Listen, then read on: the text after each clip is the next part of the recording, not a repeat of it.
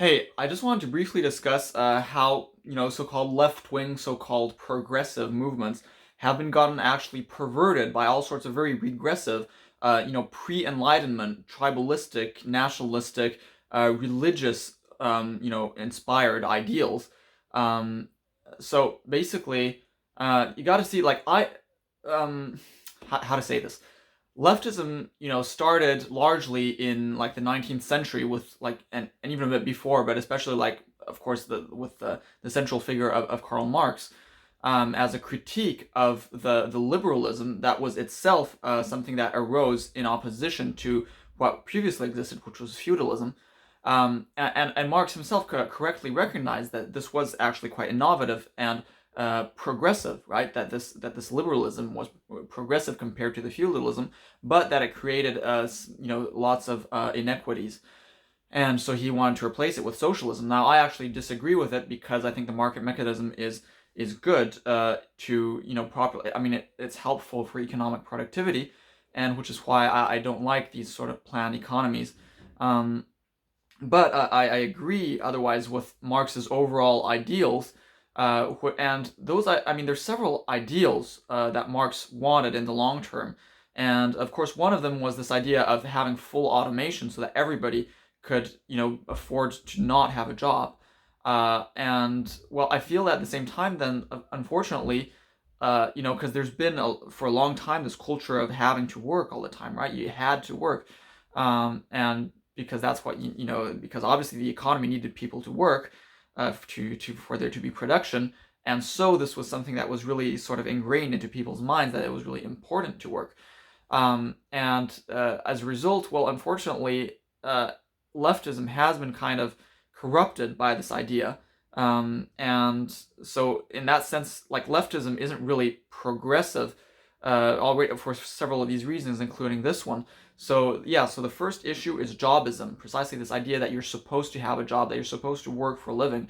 And of course, Marx himself actually believed in that. He believed that until we reached full automation, that we should, perpetuate jobism and that everybody should have a job. And like right now, leftist parties are called labor parties often, right? And it's all about like giving worker rights and like worker unions, but like there's this idea that everybody's supposed to work and everybody is supposed to have full employment. And I actually disagree with that. I actually prefer the idea of having a basic income, and that way it just gives people the freedom to work or not, depending, just they do what they want, right? And that way you can retain a market economy, which is going to be more efficient. So, I mean, what I'm saying is that from its inception, Jobism was a bit of a problem of leftism, and which is why leftism never was like full progressivism. So that's one issue, is Jobism. And I feel that, this Jobism is in fact a relic of, the sort of past mentality where everyone is supposed to work, except of course for the nobility who's that like are supposed to be like okay to not work, except that okay they're supposed to supposedly have a role of like being like vaguely protectors or something, but and administrators and so on, but like yeah. Um, then what is there? So there are a few other issues. One issue, like I said, is nationalism.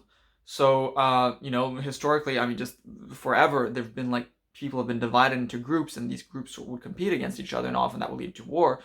And so I completely disagree with that. And unfortunately, it seems that nationalism again has been incorporated into sort of modern so-called progressive movements. I mean, Marx and originally like the ideals of like socialism and Marxism was very internationalist, right? I mean, there's a song, "The International," which is like the sort of the key sort of rallying song for those movements. And unfortunately, that internationalism has really been forgotten. But at the same time, it's important to note that there never was a really strong, completely anti-national movement in leftism either, because I mean, it's called the international movement and not the anti-national, the song and the ideals, right? And I think that's a problem. I mean, because you're still, if you believe in internationalism, you're still believing in nationalism, which means that you're still going to be fundamentally believing in competition between different countries, and that's going to create problems.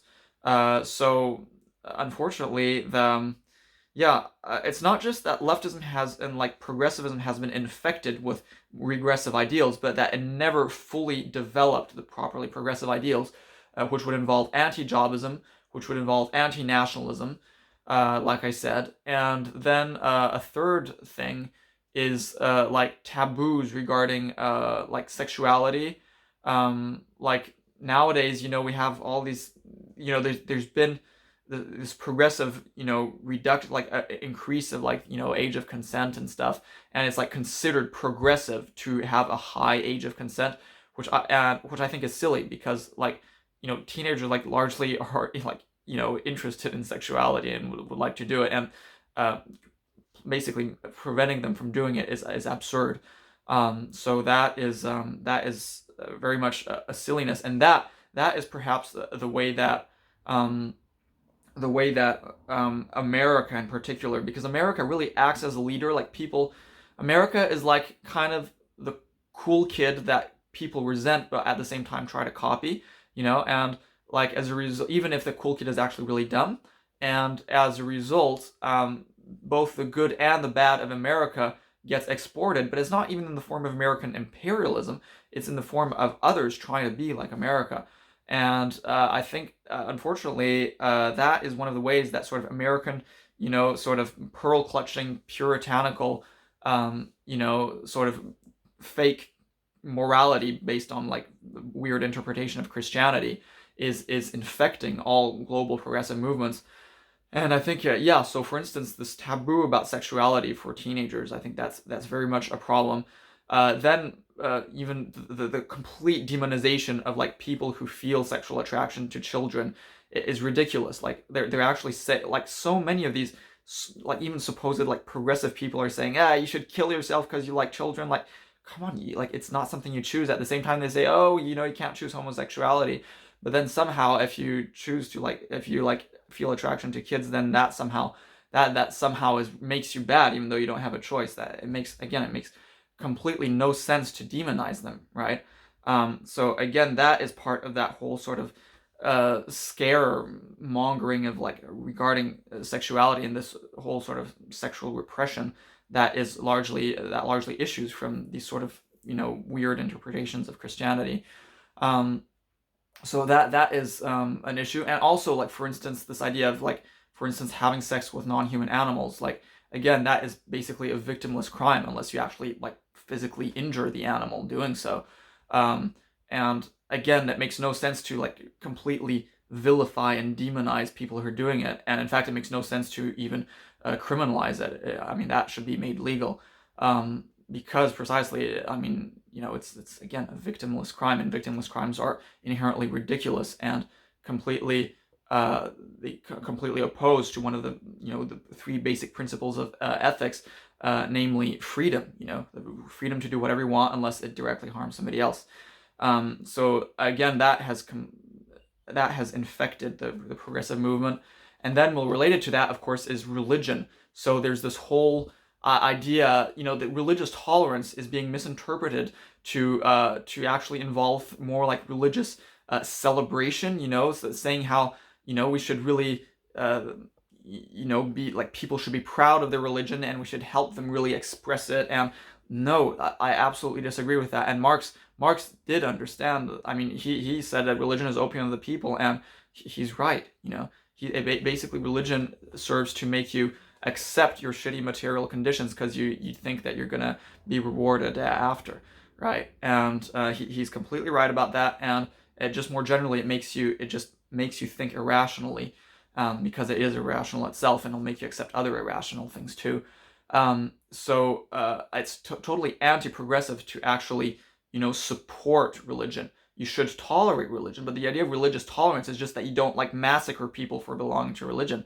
Obviously, we should tolerate religion, we should make it legal, but we shouldn't approve of it. Okay, so that is another really big mistake, and I think that is related to this weird interpretation of religious tolerance in the United States to mean like approval of religion and like freedom, not tolerance, but freedom from criticism.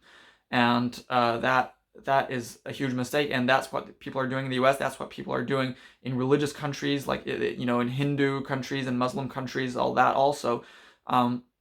Again, they keep talking about the importance of freedom of religion, but what they mean is freedom from criticism, and that is very much a mistake. And you'll see most, like, people who think that they're progressive, if you criticize religion, they'll say, no, actually religions are fine, and, like, it's not religion that's a problem, and people should be allowed to, you know, and you're being you know, regressive, racist, whatever. No, it's not. Religion is truly harmful. And so that's that. So those are the four elements here that are poisoning progressive movements is are Jobism, nationalism, sexual taboo, and support of religion. There, in summary, TLDR, as they say. All right, bye.